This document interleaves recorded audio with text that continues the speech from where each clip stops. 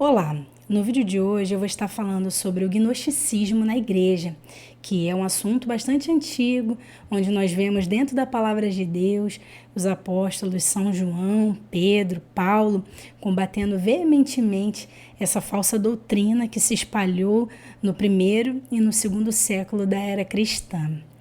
Bem, o que significa então gnosticismo, né? Ela vem da palavra grega gnosis, que significa conhecimento, saber, né? Então nós podemos entender, né, quando aprendemos sobre esse assunto, que se trata de um conhecimento secreto, esotérico e também especulativo de Deus. Por quê? Porque esse grupo, né, esses falsos mestres que se infiltram dentro da igreja, eles propõem, né, que um tipo de ensino em que a pessoa é salva graças a um conhecimento, né, de que o espírito portador da gnose, né, faz com que venhamos a ser salvos, né, através do quê? Do conhecimento que salva, né? Não especificamente através de Jesus, mas de um conhecimento, de um conjunto, né, de conhecimentos que faz com que a pessoa esteja, né, diante de Deus em perfeita e plena comunhão. Bem, o apóstolo São Tiago já diz, né, no capítulo 3, versículo 15, que esse conhecimento, né, que não vem do alto, ele é um conhecimento diabólico, terreno, animal, né, porque ele não glorifica a Deus. Então, o gnosticismo, ele é um dos braços, né, do engano dos últimos dias. Como eu falei, é uma falsa doutrina, uma heresia, né, que foi se aperfeiçoando através dos tempos e hoje, né, ela está sendo manifestada como uma forma de cristianismo. Por quê? Porque o gnosticismo é um conhecimento antigo, né? Não começou, não é um pensamento que começou no primeiro e no segundo século, ele é muito antigo, é milenar. Só que se aproveitou, né, do cristianismo para colocar as suas influências, né? Então ele tem aumentado, né, através de seitas em que tem esse tipo de conhecimento, né? E eu vou estar falando no decorrer do vídeo como que nós identificamos o gnosticismo, né? Pessoas que estão pregando e estão usando desse tipo de argumento, de pensamento filosófico. Bem, como eu falei, ele é secreto, esotérico e especulativo de Deus, né? Porque ele faz uma salada, né? Ele busca em todas as religiões, em todas as filosofias, né?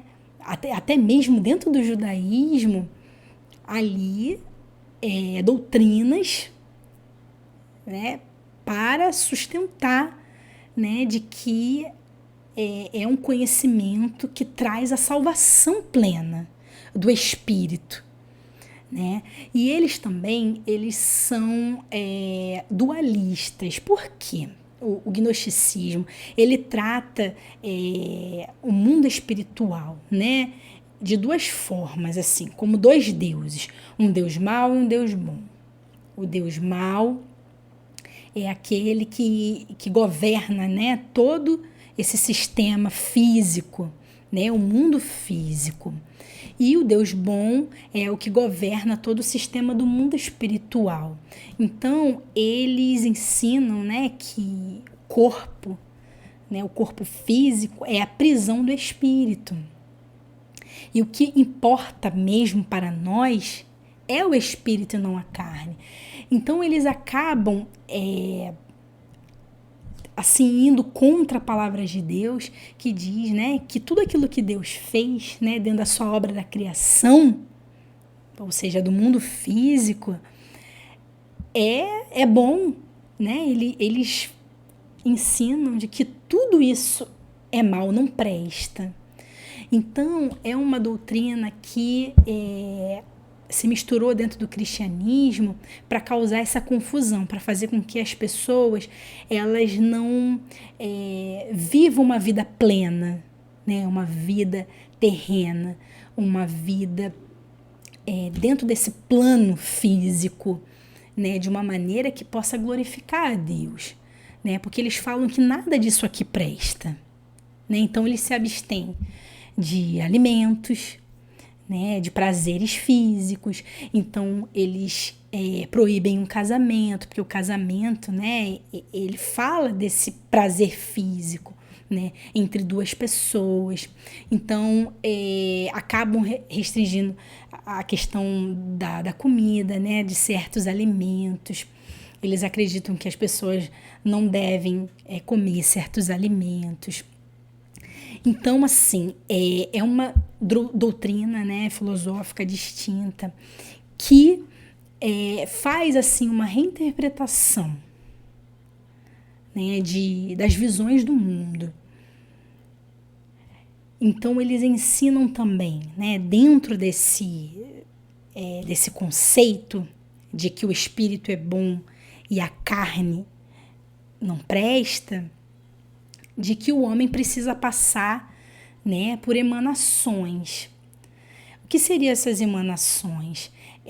É uma espécie de aperfeiçoamento do espírito, né? Eles até chamam de 30 emanações, em que as pessoas elas precisam, né, com base na evolução espiritual, para que elas possam se igualar, né, a Deus, né? Então, assim, eles acreditam que até Jesus, né, porque como está dentro do cristianismo, então eles falam de Jesus, né? Eles vêm com um discurso bastante cristão. Então, como eles falam da pessoa, né, desse ser, Jesus, mas não como um ser humano, né, mas como uma dessas emanações de Deus, né? Assim como os anjos também. Então, assim, essa doutrina iguala Jesus aos anjos, né? Então, mostra, né, que Jesus é esse ser que nós precisamos tê-lo como referência, né, porque ele foi um ser evoluído e que nós precisamos, né, nos desenvolver como ele é desenvolvido. Ele é uma dessas representações de Deus, né? Então, assim, nós podemos, assim, já, né, de antemão identificar, né, muitas seitas que pregam exatamente sobre isso que eu estou falando, né? Então, assim, eles distorcem a pessoa de Jesus, né? Atribuem Jesus a simplesmente um ser espiritual, né? Eles não acreditam que o Deus Imaculado ele tenha se encarnado e tenha habitado entre os homens, né? E também ele tenha derramado seu sangue, ele tenha ressuscitado e hoje está à destra de Deus. Eles não ensinam que Jesus veio em carne. Então, né, nós temos até aqui em 1 João capítulo 4, versículos 2 e 3, diz assim: nisto conhecereis o Espírito de Deus. Todo espírito que confessa que Jesus Cristo veio em carne é de Deus. Essa palavra espírito aqui você pode substituir também com ensino. Todo ensino que não confessa que Jesus Cristo veio em carne, né? Que não confessa que Jesus Cristo veio em carne é de Deus. Mas este é o espírito de quem? Do anticristo, do qual já ouviste que há de vir, e eis que já está no mundo. Então, né, como eu falei no início do vídeo, ele é um dos braços do engano dos últimos dias, né, para afastar as pessoas do caminho da verdade, né? Então, como eles igualam Jesus aos anjos, né, eles também atribuem uma forma de culto aos anjos, né, esse conhecimento, porque eles ensinam que os anjos eles dominam os astros, né, e os astros eles dominam o destino dos homens. Então, se houver esse culto aos anjos, o que os anjos vão fazer, né? Eles vão favorecer os homens, né? Dentro ali do seu destino. Então, olha como é que é perigoso. E você já de falar, né? Quando começa a falar sobre o culto aos anjos, já começa também a identificar doutrinas, né? Seitas ligadas ao cristianismo também, que tem essa forma de culto aos anjos, né? E é um pensamento que convence, né? Ele convence as pessoas, ele seduz as pessoas. E como nós podemos aprender, não é como a palavra de Deus ensina, né? É um conhecimento diabólico, em que vem para enganar, né? Os cristãos que são fracos na fé, os indultos espirituais. Bem, esses falsos mestres, né? Eles se infiltraram na igreja no primeiro e no segundo século com esse tipo de doutrina, só que, como eu falei, eles vêm se aperfeiçoando. Então, nos dias de hoje, eles vêm, né, de uma maneira um tanto pouco diferente, né? Por quê? Porque precisa estabelecer esse conhecimento e não pode ser assim tão agressivo, né? Eles vão assim bem devagar, né? Por quê? Porque o objetivo desse grupo, né, de pessoas que vem para causar isso dentro da igreja de Cristo é afastar a igreja da pessoa de Jesus e levar as pessoas a um conhecimento, a uma mistura de conhecimento greco-romano, dentro ali do paganismo, né, das mitologias, né, se envolver com esse tipo de conhecimento e trazer para si, né, trazer para si mesmo esse conhecimento como o conhecimento que liberta, o conhecimento que salva, né? Então, assim, é extremamente perigoso, né? E o objetivo desse vídeo é trazer esse alerta, né? Para que você não venha cair nesse engano, não venha cair nessas heresias. Nós podemos ver que eles, né? Eles, quando eles pregam, né, sobre a comunhão com Deus, eles, através desse conhecimento, faz com que eles sejam cada vez mais iluminados, né, e livres do pecado. Mas só que eles não têm nenhum tipo de compromisso com o amor a Deus, né, ao seu reino e, consequentemente, o amor ao próximo, né? Então, dentro da palavra de Deus, nós vemos que é impossível não obedecer a esses 2 mandamentos, né? Porque ele é o resumo de toda a lei. Jesus já disse isso, né? Amar a Deus sobre todas as coisas é o teu próximo como a ti mesmo.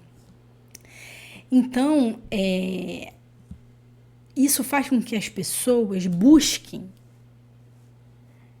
o próprio eu, né? Colocando o homem como o centro.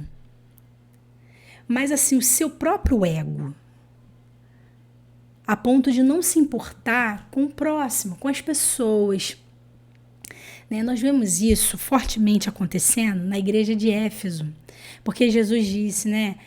Olha, Éfeso, eu tenho contra ti que deixaste o teu primeiro amor, né? Era uma igreja muito forte, uma igreja que combatia muitas coisas. Era uma igreja que era fervorosa, né, ali na prática das obras, né, nos rituais. Mas Jesus disse a essa igreja, olha, tenho contra ti que deixaste o teu primeiro amor. O que significa isso? Né, deixaste a tua caridade, que é o amor a Deus e o amor ao próximo. Então, como uma igreja pode estar completamente envolvida né, com as normas religiosas, com os ritos religiosos, e está longe daquilo que se diz, né, da devoção a Deus, do amor a Deus e do amor ao próximo. Então, é possível, né? Exemplo disso é essa igreja de Éfeso. Então, nós precisamos, assim, identificar, né, que o gnosticismo, ele nos afasta, né, da prática do amor e nos faz olhar apenas para nós mesmos, nos tornando seres egoístas, né? Então, assim, é extremamente fundamental, né, dentro da prática cristã, a prática do amor ao próximo. Sem isso, não existe cristianismo, né? A prática do amor a Deus e o amor ao próximo, sem isso não há. Então, o gnosticismo, ele acaba atacando ali a fé cristã. Por quê? Porque eles pregam que Jesus, né, esse ser evoluído, ele não veio em corpo físico, né? Se ele não veio em corpo físico, ele não derramou o seu sangue. E sem derramamento de sangue, nós aprendemos o que dentro da palavra de Deus? Não há remissão de pecados. Então, se o corpo é mau, para que vai existir ressurreição? Então, olha como é que o gnosticismo ataca a fé. Como é que nós não podemos aceitar esse pensamento de que Cristo não veio em carne? Esse conhecimento diabólico. Então, nós não podemos aceitar isso, né? Aqui nós podemos ver, né, textos que cutucam, né, vamos dizer assim, que ali deixam os gnosticistas, né, bastante confusos, né? Nós vemos lá em João capítulo 1, 14, né, fala, o verbo se fez carne. Então nós não entendemos, muitas vezes, quando nós lemos a palavra de Deus, nós achamos que, né, aquilo ali está ali, é poético, é bonito. Não, mas é uma forma que os apóstolos, né, e o próprio Espírito Santo, porque ele foi aquele que inspirou esses homens a escreverem, né, o Novo Testamento, ao que? A refutar esses tipos de doutrinas, a esses pensamentos que estariam negando que Jesus, ele se encarnou, que ele é o Filho de Deus e que através do sangue dele nós temos a remissão dos pecados. Então aqui fala em Colossenses 2,9, nele habita corporalmente toda a plenitude da divindade. Então é um texto que deixa com que esse grupo, né, essas pessoas fiquem iradas. Porque Cristo morreu, foi sepultado, ressuscitou e apareceu mais de 500 irmãos de uma só vez. Isso está em 1 Coríntios capítulo 15, dos versículos de 3 a 8. Então, enquanto eles estão pregando por aí, dizendo que Jesus não veio em carne, nós vemos a palavra de Deus, né, a própria Bíblia Sagrada, dizendo que mais de 500 pessoas viram Jesus antes, né, ali naquele momento que ele foi assunto aos céus. Então, nós temos que ficar com a palavra de Deus assim como ela é, assim como ela nos ensina. Nós precisamos, né, nos voltar para a palavra de Deus, para aquilo que os apóstolos ensinaram. E também, né, que se levante, né, mestres, pessoas dentro, no meio da igreja, que possam estar fiscalizando a doutrina da igreja, que possam estar refutando, né, e tirando, né, do meio, no meio da comunidade cristã, pessoas que estão ali de uma maneira bem oculta, mas que estão disseminando essas heresias, e o número está cada vez maior, está crescendo, né? Eu falo isso porque também por algo que eu já tenho visto, presenciado, que está no meio das famílias, não só dentro das igrejas, mas também dentro das famílias cristãs, pessoas já comprometidas com esse tipo de pensamento. Bem, eu deixo com você esse estudo, que você possa meditar, você possa cuidadosamente, né, aprender, ver o que a palavra de Deus e o que o Espírito de Deus está dizendo à igreja nesses últimos dias. Amém?